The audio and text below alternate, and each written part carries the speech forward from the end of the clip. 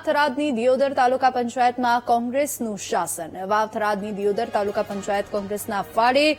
High voltage drama વચ્ચે કોંગ્રેસના પ્રમુખ ઉપપ્રમુખની વરણી અને કોંગ્રેસને 2 અને ભાજપને 10 સભ્યોનું સમર્થન મળ્યું છે. તો દિયોદર તાલુકા પંચાયતના પ્રમુખ બન્યા છે પ્રભાભાઈ વાઘેલા, તો પાનાબેન ચાવડા બન્યા દિયોદર તાલુકા પંચાયતના ઉપપ્રમુખ.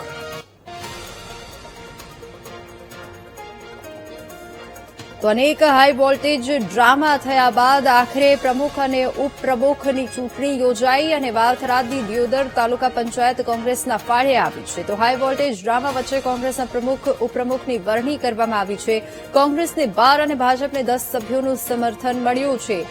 દિયોદર તાલુકા પંચાયતના પ્રમુખ બન્યા છે પ્રભાભાઈ વાઘેલા અને પાનાબેન ચાવડા બન્યા દિયોદર તાલુકા પંચાયતના ઉપપ્રમુખ. આખરે અનેક ડ્રામા પછી, અનેક વિવાદો પછી 2 વખત ચૂંટણી રદ થયા બાદ ત્રીજી વખત ચૂંટણી યોજાઈ અને આખરે પ્રમુખ અને ઉપપ્રમુખની વરણી થઈ છે. જોકે ભાજપના ફાળે 10 મત મળ્યા અને કોંગ્રેસને 12 મત મળ્યા છે.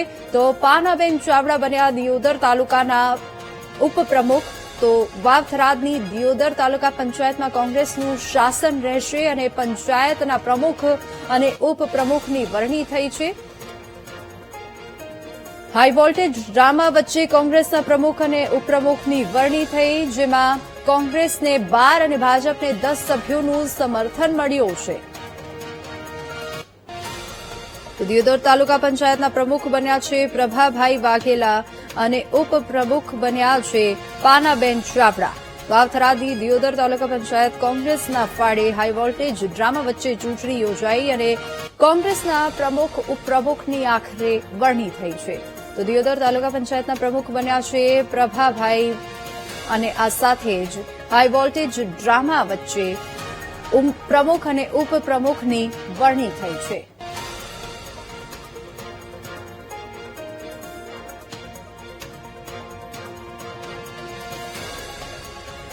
તો 3 વાર આ પંચાયતના પ્રમુખ અને ઉપપ્રમુખ પદની ચૂંટણી યોજાઈ છે, જેમાં વાવથરાદની દિયોદર તાલુકા પંચાયતમાં કોંગ્રેસનું શાસન રહેશે.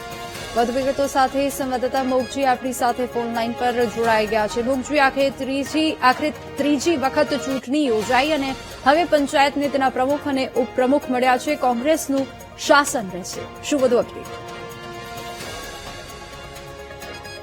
જી મોગજી.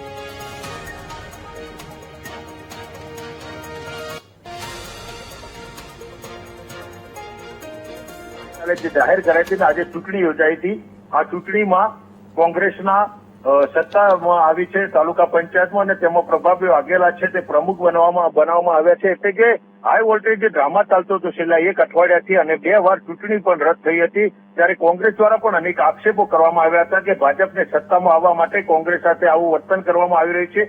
જોકે જે પ્રમાણે આજે ચૂંટણી યોજાઈ હતી અને ચૂંટણી સંબંધિત અને કોંગ્રેસ છે તે બહુમતી સાથે સત્તા મેળવી છે અને જે પ્રભાભાઈ વાઘેલા છે તેમને પ્રમુખ પદ તરીકે બેસાડવામાં આવે છે. એટલે કે જે છેલ્લા 1 સપ્તાહથી જે કોંગ્રેસ દ્વારા જે ચૂંટણી યોજવાની પ્રક્રિયા માંગ કરવામાં આવી હતી, પરંતુ ક્યાંક ને ક્યાંક જે રોકાટ આવતી હતી અને 2 વાર ચૂંટણી રદ થઈ હતી, પરંતુ આજે જે ચૂંટણી યોજાઈ હતી અને તેમાં કોંગ્રેસે છે દિયોદર તાલુકા પંચાયતમાં સત્તા મેળવી છે. જી બિલકુલ મોગજી, આભાર સમગ્ર માહિતી બદલ. તો હાઈ વોલ્ટેજ ડ્રામા વચ્ચે આખરે આ ચૂંટણી યોજાઈ. કોંગ્રેસનું શાસન હવે ચાલશે. વાવથરાદ પંચાયતની ચૂંટણી યોજાઈ, જેમાં કોંગ્રેસને 12 અને ભાજપને 10 સભ્યોનું મત મળ્યું છે. દિયોદર તાલુકા પંચાયતમાં હવે કોંગ્રેસનું શાસન. તો વાવથરાદની દિયોદર તાલુકા પંચાયતમાં કોંગ્રેસનું શાસન અને પંચાયતમાં હવે કોંગ્રેસ રાજ કરશે. તો વાવથરાદની દિયોદર તાલુકા પંચાયત કોંગ્રેસના ફાળે ગઈ છે. અનેક વિવાદો વચ્ચે આ ચૂંટણી યોજાઈ હતી. 3 વખત ચૂંટણીનો આ કાર્યક્રમ યોજાયો અને આખરે ત્રીજી વખતમાં આખરે આ રિઝલ્ટ સામે આવ્યું છે. પાનાબેન ચાવડા બન્યા છે દિયોદર તાલુકા પંચાયતના ઉપપ્રમુખ. તો વાવથરાદની દિયોદર તાલુકા પંચાયતમાં હવે કોંગ્રેસનું શાસન. વાવથરાદની આ ચૂંટણી યોજાઈ, જેમાં તાલુકા પંચાયત હવે કોંગ્રેસના ફાળે. હાઈ વોલ્ટેજ ડ્રામા વચ્ચે કોંગ્રેસના પ્રમુખ અને ઉપપ્રમુખની વરણી થઈ છે, જેમાં પ્રમુખ પદે પ્રભાત બા વાઘેલા તેના પ્રમુખ બન્યા છે અને પાનાબેન ચાવડા બન્યા છે દિયોદર તાલુકા પંચાયતના ઉપપ્રમુખ.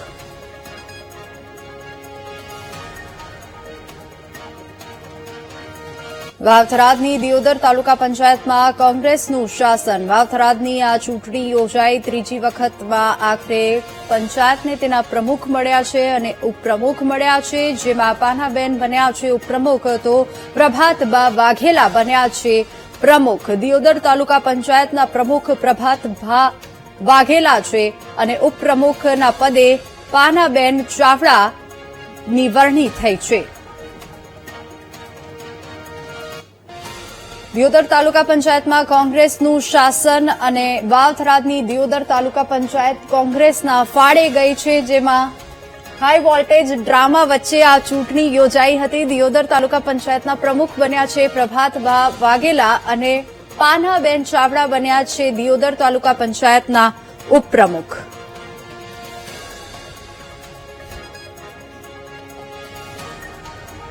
વાવથરાદની દિયોદર તાલુકા પંચાયતમાં કોંગ્રેસનું શાસન. વાવથરાદની દિયોદર તાલુકા પંચાયત કોંગ્રેસના ફાળે. હાઈ વોલ્ટેજ ડ્રામા વચ્ચે કોંગ્રેસના પ્રમુખ ઉપપ્રમુખની વરણી. ફરી એકવાર સંવાદદાતા મોગજી આપણી સાથે ફોન લાઈન પર જોડાઈ ગયા છે. જી મોગજી, હવે પંચાયતમાં કોંગ્રેસનું શાસન, શું વધુ અપડેટ? જીવનની દિયોદર તાલુકા પંચાયતમાં ચૂંટણી મામલો છેલ્લા એક અઠવાડિયાથી ચાલુ હતો. 2 વાર ચૂંટણી રદ થઈ ચૂકી હતી, પરંતુ આજે જે પ્રમુખ ઉપપ્રમુખની જે ચૂંટણી યોજાઈ હતી તેમાં કોંગ્રેસ બહુમતી સાથે સત્તા મેળવી છે. કોંગ્રેસના પ્રભુભાઈ વાઘેલા છે તે પ્રમુખ પદે મૂકવામાં આવ્યા છે. એટલે કે જે પ્રકારે છેલ્લા એક અઠવાડિયાથી જે ડ્રામા ચાલતો હતો તે ડ્રામાનો અંત આવ્યો છે. 2 વાર ચૂંટણી રદ થઈ ચૂકી હતી, ઉબાળો પણ મચ્યો હતો, પોલીસનો ચુસ્ત બંદોબસ્ત પણ ગોઠવવામાં આવ્યો હતો. જે અધિકારી હતા તેમને હોસ્પિટલમાં દાખલ કરવામાં પણ આવ્યા હતા. તે પ્રમાણે સમગ્ર જે મામલો ચાલ્યો હતો અને 2 વાર ચૂંટણી રદ કરવી પડી હતી. ત્યારે આ તમામ ડ્રામા બાદ આજે જે ચૂંટણી યોજાઈ હતી ને ચૂંટણીમાં કોંગ્રેસે તે સત્તા મેળવી છે અને કોંગ્રેસના પ્રભુભાઈ વાઘેલા છે તે પ્રમુખ બન્યા છે. એટલે કે જે પ્રકારે દિયોદર તાલુકા પંચાયતમાં જે પ્રમાણે ડ્રામા ચાલતો હતો અને તેનો આજે અંત આવ્યો છે. જી બિલકુલ, આભાર સમગ્ર માહિતી બદલ.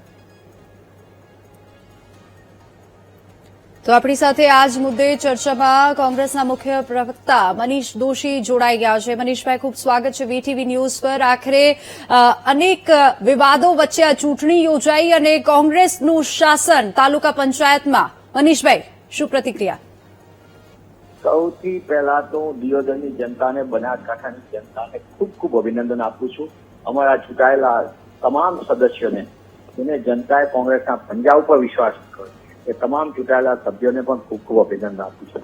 કારણ કે એક તરફ ધનબલ બાહુબલ, સરકારી તંત્રની સંપૂર્ણપણે ગુંડાગીરી, હું ગુંડાગીરી શબ્દ વાપરીશ, તંત્રની સંપૂર્ણપણે ગુંડાગીરી, એન પ્રકારે જનમતને વિરુદ્ધમાં સત્તા હડપવા માટે બેબાકી બનેલી ભારતીય જનતા પાર્ટીએ તમામ પ્રકારના નીતિ નિયમોને નેવે મૂક્યા અને લોકતંત્રની હત્યા કરી.